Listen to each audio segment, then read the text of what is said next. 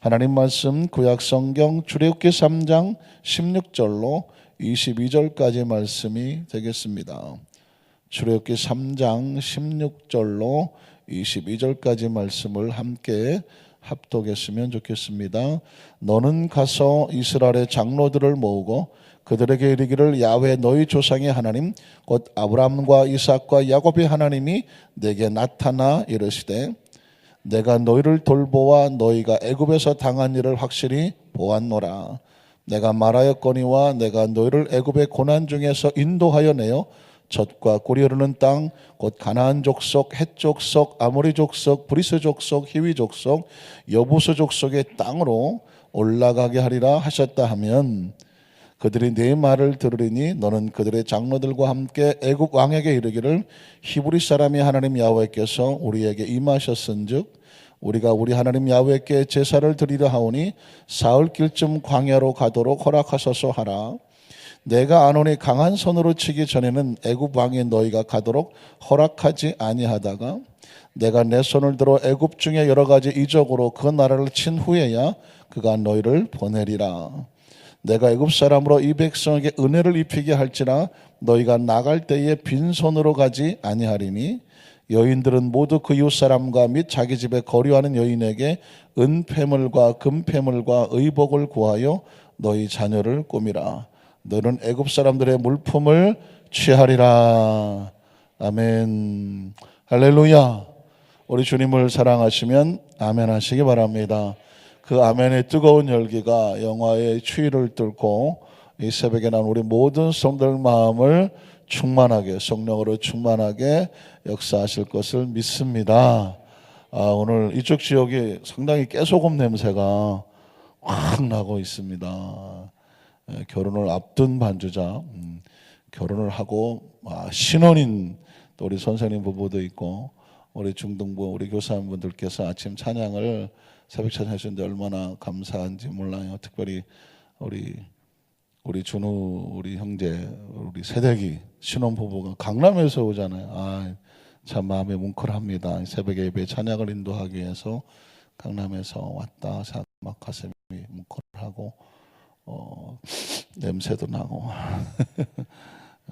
제가 지난번에 우리 준우 우리 새댁 우리 신부가 우리 찬양을 할 때 그 피아노 반주를 했던 기억이 지금도 생생하거든요. 그때 느낌이 피아노에서 저런 소리가 나올 수 있다는 걸 굉장히 충격적으로 들었습니다. 마치 기타를 오케스트라라고 말하는데 피아노도 오케스트라 소리를 낼 수가 있구나. 그때 제가 그런 감동을 받았는데 다음에 한번 꼭 다시 한번 앵콜 해주셨으면 좋겠습니다. 가능합니까? 예. 우리 한번 신혼인데 박수 한번 쳐줄까요? 강남에서 이렇게 오셔서 너무 감사합니다. 한번 따라 하실까요? 이스라엘을 향하신 하나님의 마음, 이런 제목으로 말씀 은혜를 나누기 원합니다. 수능을 앞두고 우리 기도회를 하고 또 추수감사를 앞두고 기도하면서 기도가 명령이고 감사가 명령인 에서 말씀을 함께 나눴고 이제 드디어 다시 출애굽기로 돌아왔습니다. 여러분 혹시 출애굽기 지난 본문을 기억하십니까? 모세를 향하신 하나님의 마음이었고 모세의 마음을 단단하게 또 담대하게 하시는 하나님의 마음이 있었습니다.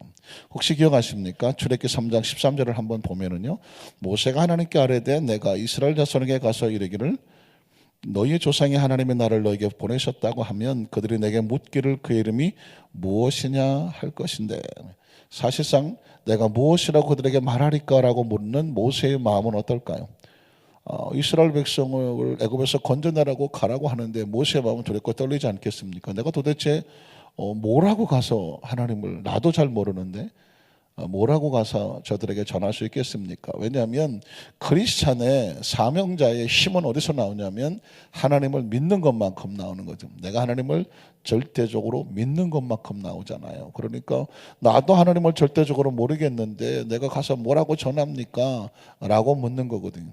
사실 이거는 이스라엘 백성을 위해서 묻기도 하지만 자기 자신들 사명을 지은 사람들의 마음속에 확신과 담대함을 위해서 묻는 것이거든요. 그때 하나님께서 14절에 정말 천기를 누설하죠. 제가 좋아하는 말 가운데 천기 누설인, 그건 어디죠? 무당들이 이렇게 뭐 천기 누설, 점치는 사람들 쓰는 용어긴 하지만 제가 보기엔 천기 누설은 그 사람들이 쓰는 게 아니다. 사실은 성경에서 쓰는 거다. 왜냐하면 성경책이 천기 누설 아닌가요? 천기가 뭘까요? 하늘의 비밀을 보여주는 누설하는 거잖아요. 성경은 하늘의 책이거든. 하나님의 말씀이잖아요. 그걸 갖다가 예수님이 천기 누설 아닌가요? 하나님의 아들이 이 세상에 우리에게 보내줘서 하늘을 열어주시는 거거든요. 믿으십니까?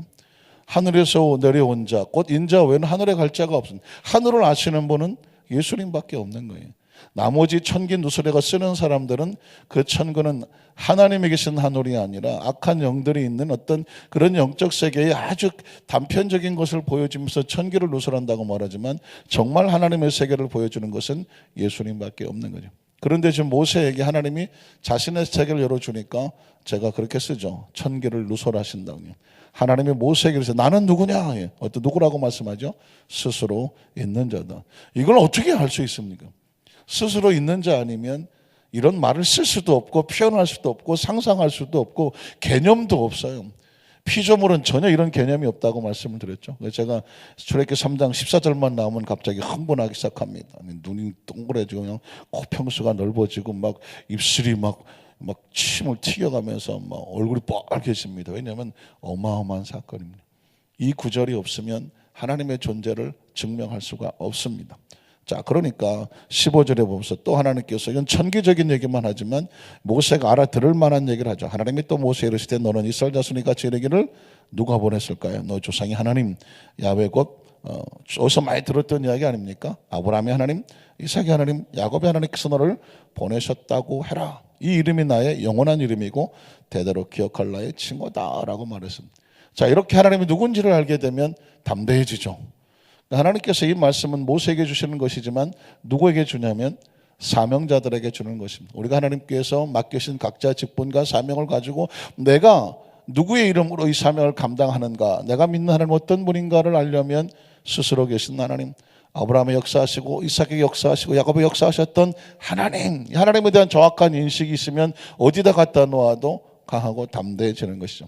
자, 그렇다고 하면 오늘은 두 번째로 모세의 향하신 하나님의 마음이라 오늘은 이스라엘을 향하신 하나님의 마음은 어떤가라고 한번 살펴보자는 것이죠. 자, 이스라엘을 향하신 하나님의 마음은 크리스찬들을 향하신 하나님의 마음이라고 보면 됩니다. 한번 따라하실까요? 오늘날 크리스찬들을 향하신 하나님의 마음.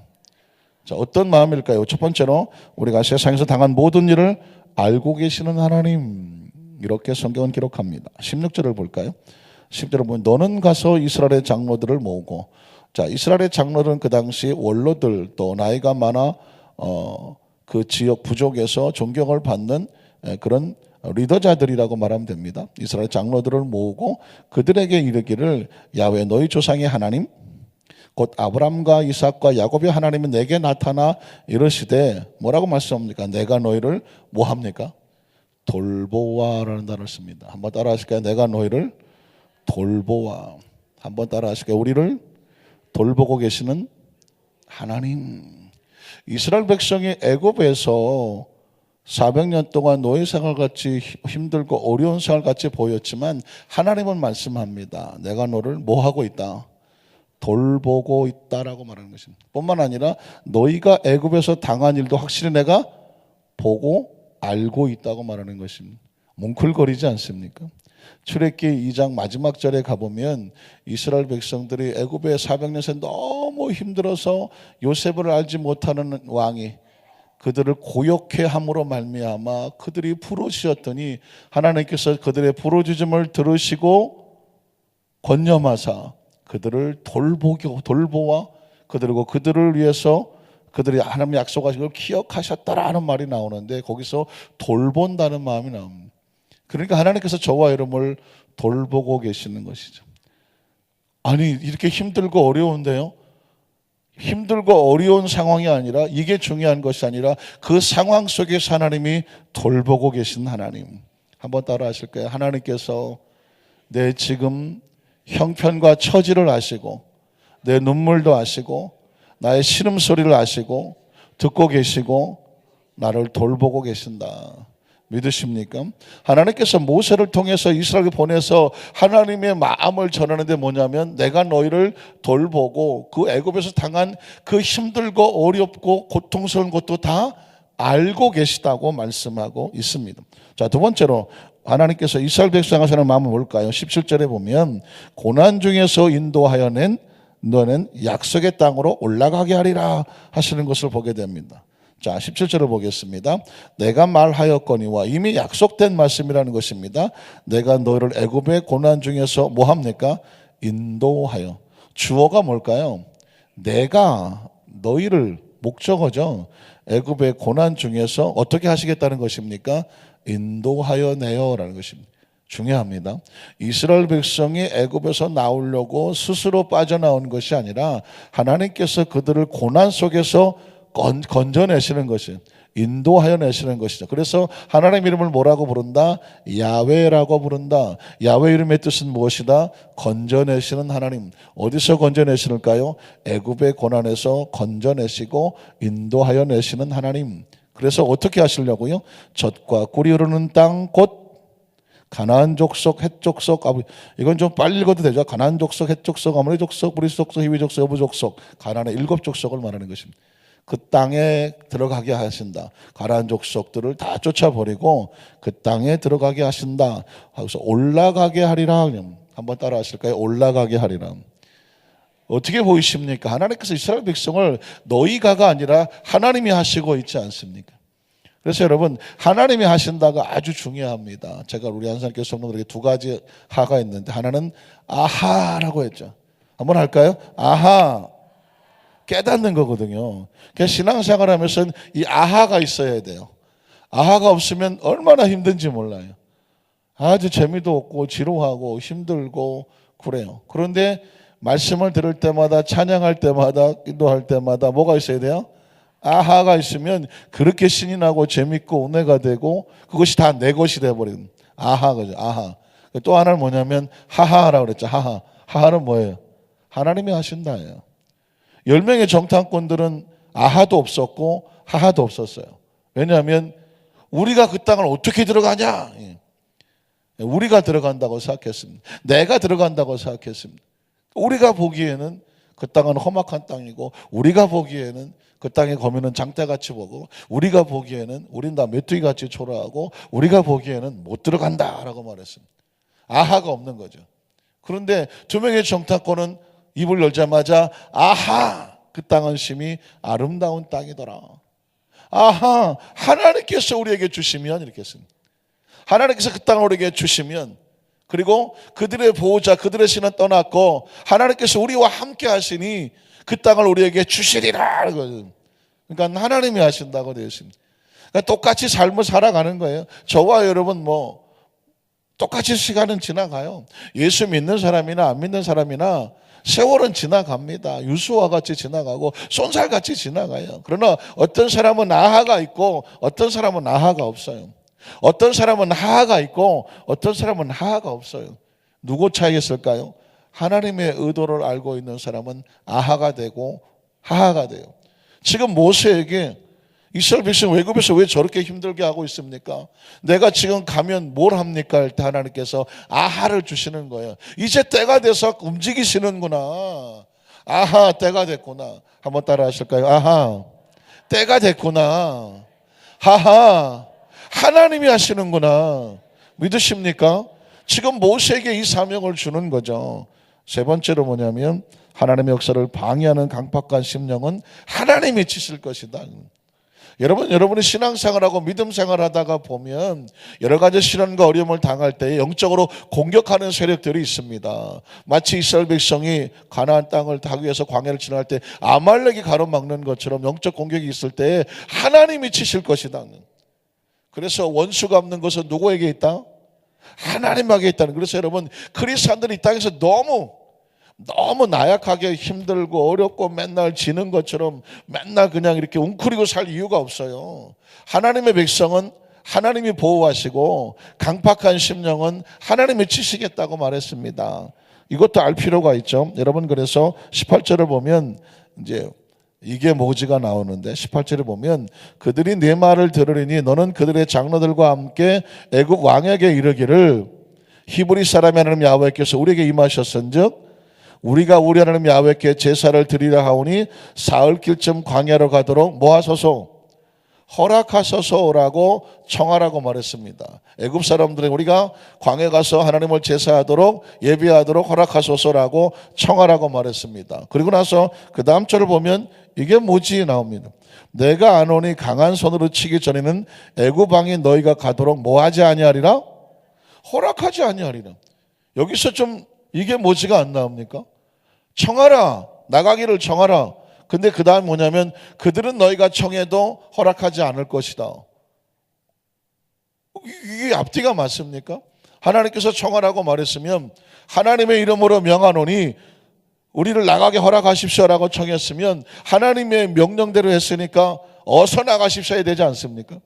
그런데 하나님이 말씀하시기를 청하라 그러나 듣지 아니하리라. 왜 청하는 거예요? 왜 청하라는 거예요?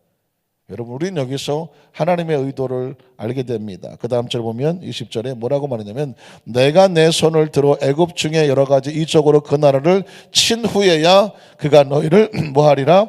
보내리라.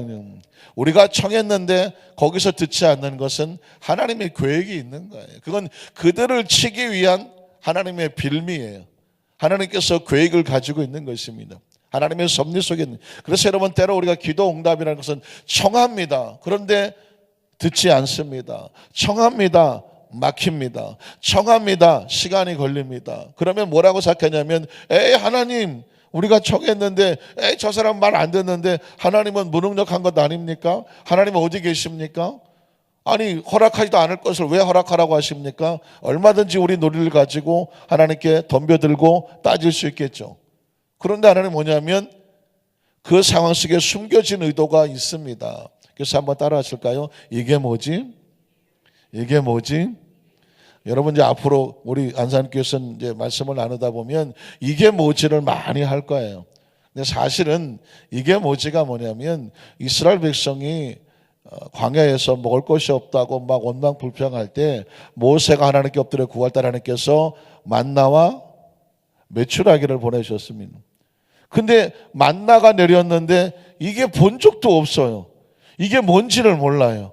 그래서 사람들이 모여서 다 같이 한 말이 뭐냐면 이게 뭐지였어요.